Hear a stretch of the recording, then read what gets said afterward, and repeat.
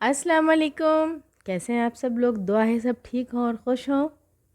तो जनाब, मौसम में सरमा के साथ साथ बहुत ही प्यारी प्यारी पत्तों वाली सब्जियां आती हैं जिनको देखकर जी चाहता है कि उनको बहुत खूब खूब बनाया जाए और ज़्यादा ज़्यादा खाया जाए। जी, तो यही सीज़न है पत्तों वाली वेजिटेबल्स बनाने का और मिक्स वेजिटेबल बनाने का। तो देखिए, यहाँ मैं बना रही हूँ मूली की सब्ज़ी यानी कि मूली की भुजिया। और उसके लिए मैंने 1 कप दाल लेकर पानी में भिगो दी सबसे पहले, क्योंकि मूली का टेस्ट काफ़ी स्ट्रॉन्ग होता है। उसके साथ अगर दाल शामिल कर दी जाए तो काफ़ी सौंधी सब्ज़ी बनती है और बहुत ही मज़ेदार उसका फ्लेवर आता है। और उसके बाद मैं मूली कट कर रही हूँ। देखिए, मूली के साथ मूली के पत्ते भी शामिल करूँगी इसमें, से बहुत ही यमी टेस्ट आता है, बहुत ही मज़ेदार ये भुजिया बनती है। और सबसे पहले मैं मूली को पील कर लूँगी, छिलके उतार लूँगी। तो जनाब, मैंने ये आधा किलो मूली ली है और 1 कप दाल यानी कि 200 ग्राम दाल ली है मैंने। और मूली पत्तों के साथ है हाफ़ केजी। अब देखिए, मैं इसके हरे हरे पत्ते और फ्रेश फ्रेश पत्ते निकाल लिए हैं मैंने इसके।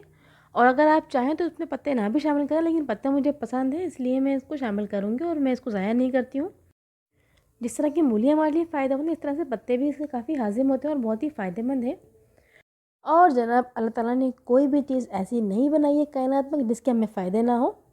बेशक अल्लाह ताला ने हर चीज़ हमारे लिए बनाई है और हमारे फ़ायदे के लिए बनाई है। तो क्यों ना हमें इसका फ़ायदा पूरी तरह से उठाया जाए।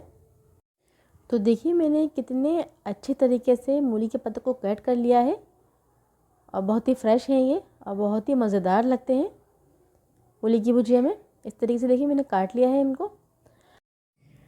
अच्छा जी, मूली को मैं कद्दूकश कर रही हूँ, लेकिन अगर आप कद्दूकश नहीं करना चाहते हैं या चॉपर में आप इसको चॉप करना चाहते हैं तो आप इसको चॉप भी कर सकते हैं।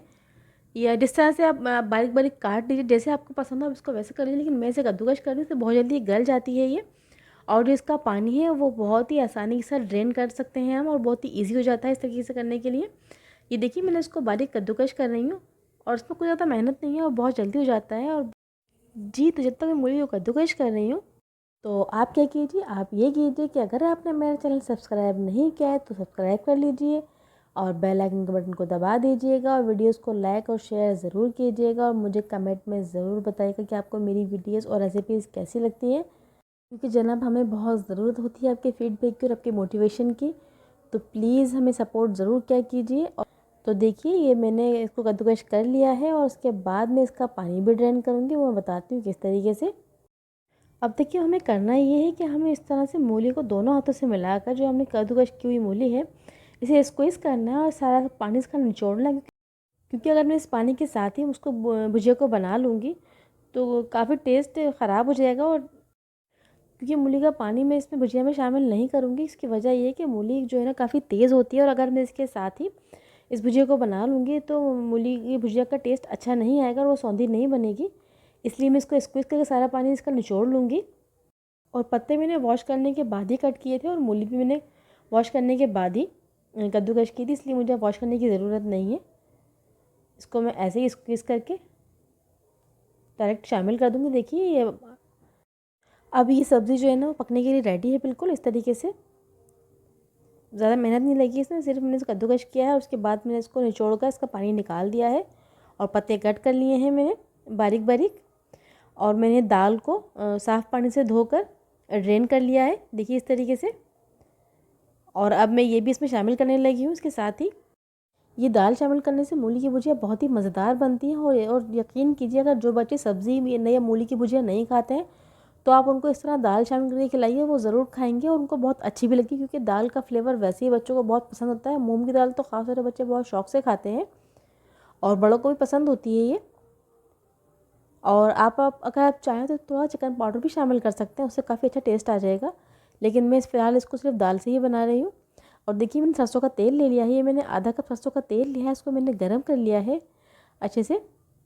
और उसके बाद मैं इसमें लहसुन का बघार लगाऊंगी। अगर आप लोगों को लहसुन पसंद नहीं है या आप लोग लहसुन नहीं डालना चाहते हैं इसमें, तो आप इसमें सिंपल ज़ीरे का बघार भी लगा सकते हैं। लेकिन फ़िलहाल मैं इसमें लहसुन का तड़का लगाऊंगी। देखिए, मैंने ये 2 छोटे जवे थे लहसुन के, वो मैंने चॉप कर लिए हैं बारीक। और अब मैंने इसको तेल में शामिल कर कर इसको हल्का सुनहरा कर लूँगी। और उसके बाद वो मैं अपनी सब्ज़ी जो मैंने काट के रखी थी वो मैं शामिल कर दूँगी इसके अंदर। उसमें कोई इतने ख़ास कोई मसाले नहीं जाएंगे, फिर भी इसका टेस्ट बहुत ही अच्छा निकल कर आता है और बहुत ही ज़बरदस्त और बहुत ही यमी बनती है ये। भुजिया। एक तो ये कि सर्दियों में इस तरह की पत्तल सब्जियाँ खाओ तो वैसे बहुत मज़ेदार लगती हैं और हेल्दी भी होती हैं, ज़ाहिर है। और अगर इसके साथ आप मकई की रोटी या बाजरे की रोटी या नॉर्मल गेहूं की रोटी पर घी लगा कर खाएं तो वो तो बहुत ही लाजवाब टेस्ट आता है उसका। सर्दियों में इस तरह की चीज़ें बहुत ही अच्छी लगती हैं, गरम गरम खाने में मज़ा आता है। और देखिए मैंने ये सब्ज़ी शामिल करने के बाद मैंने कुछ नहीं, सिर्फ इसमें हरी मिर्चें शामिल करूँगी। मैंने 4 से 5 हरी मिर्चें, या आप अगर ज़्यादा मिर्ची खाना चाहते हैं तो आप ज़्यादा ले लीजिए, लेकिन मैंने सिर्फ इसमें 4 से 5 हरी मिर्चें बारीक चॉप कर ली हैं। ठीक, तो बस मैं सिर्फ हरी मिर्ची ही शामिल कर रही हूँ इसमें। और उसके बाद इसमें नमक जाएगा और इसके अलावा इसमें कोई मसाले नहीं जाएंगे, क्योंकि इसका अपना एक बहुत अच्छा फ्लेवर होता है। देखिए मैंने इसमें 1 टीस्पून नमक का शामिल कर रही हूँ। अगर आप नमक ज़्यादा पसंद करते हैं या ज़्यादा नमक खाते हैं तो आप इसको बढ़ा भी सकते हैं, लेकिन मैं इसमें नमक कम ही रखूँगी, इसलिए कि सब्ज़ी में नमक ज़रा कम ही डाला जाता है, क्योंकि सब्ज़ी में ऑलरेडी नमक मौजूद होता है। और जनाब मैं इसमें पानी भी शामिल नहीं कर रही, क्योंकि माशाल्लाह से ये अपने ही पानी में बहुत अच्छे से परफेक्ट कुक हो जाएगी। और मैं इसको बगैर पानी डाले 15 से 20 मिनट के लिए बहुत ही स्लो फ्लेम पर रख रही हूँ पकने के लिए, दम वाले फ्लेम पर। और देखिए माशाल्लाह से तकरीबन 15 मिनट हो चुके हैं और हमारी मूली की भुजिया बहुत ही परफेक्ट और बहुत ही यम्मी बनकर रेडी हो गई है। और देखिए माशाल्लाह से कितनी अच्छी तरह से ये गल गई है और इसका दाना दाना बिल्कुल अलग है, ना ही ये बहुत घुट गई है और ना ही कच्ची। ये देखिए माशाल्लाह से दाल भी मुकम्मल गल चुकी है और मूली भी गल गई है।